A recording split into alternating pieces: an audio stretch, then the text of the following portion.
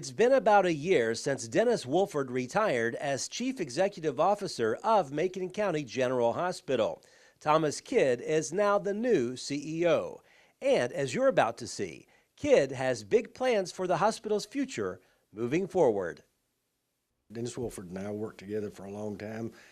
He had planned his retirement, so we worked together as a team to have a good, smooth transition, and I really appreciate everything Dennis did, making it a good, smooth transition. So, what would you say some of the biggest differences are of being the CEO versus the Chief Financial Officer? The Chief Financial Officer is more all about the money, and the CEO is working with the community a lot more, fielding a lot different type of questions, a lot different type of phone calls. Right. But like I say, Dennis did a good job informing you what to expect, so it's gone really well. To be a small hospital in a small county, it's still a very successful hospital. What would you attribute that to? We have a very good board.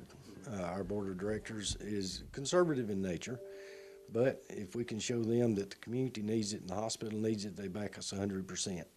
We have an excellent team of people working here at the hospital. They all have one mission involved, and that's high quality care and taking the best of care for our patients, our neighbors, our friends, our family. Mm-hmm. So it's a good team of people working together, and we can't do everything for everybody, but what we can do and what we do, we try to do the best of our abilities. Would you say it's a very valuable part of this community? It's a very valuable part of this community. Economic development in the community, one of the first things a business looks for when they come to the community, one of the top three is always health care. Mm-hmm. It's vital that you keep a hospital in your community just for the citizens of the community, but also to promote the community and economic development. I think you all have some projects in the future underway here pretty soon. Can you talk about those and how important they'll be as the hospital moves forward? Our biggest project right now is the construction of our new emergency department. Currently, our emergency department has 6 rooms separated by curtains, so it's not the best of facility, but we do give high quality care even with the facility. What we are constructing is a new 8,500 square foot emergency department. Mm-hmm. We'll have 8 completely private rooms, and along with that, the current ED would be built out into some ancillary services and waiting rooms and things like that. It'll be easier access to the emergency department, a new front entrance to the hospital. Okay. In conjunction with that, we're working with some other companies. We have signed an agreement with Centennial Heart. We've done some agreements with TriStar that we will be able to provide remote for patients in the ED for cardiology, mental health, neurology. That way, when people come to our ED, as an example, if they possible stroke, we will be able to do the CTs and work up here.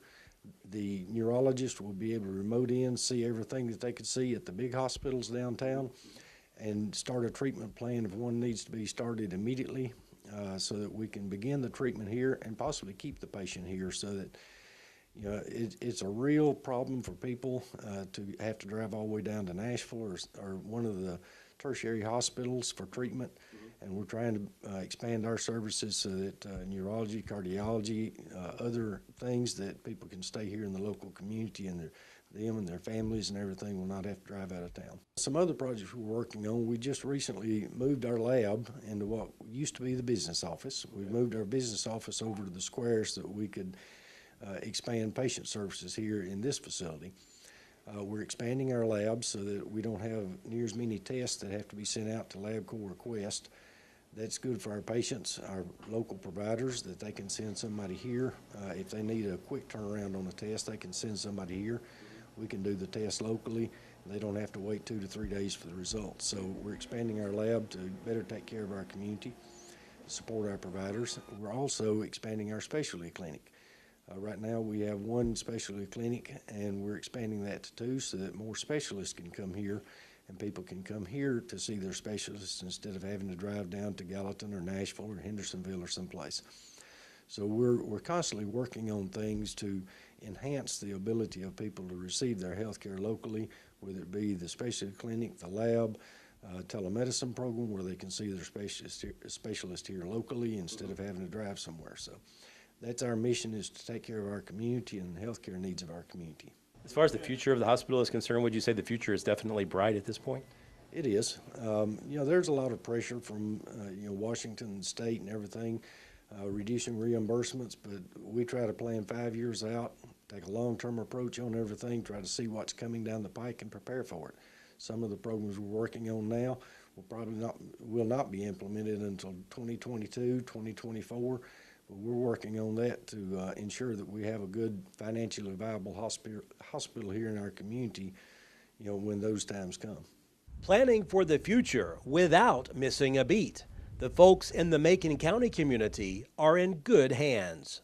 Reporting from Lafayette, Barry Hyatt, NCTV.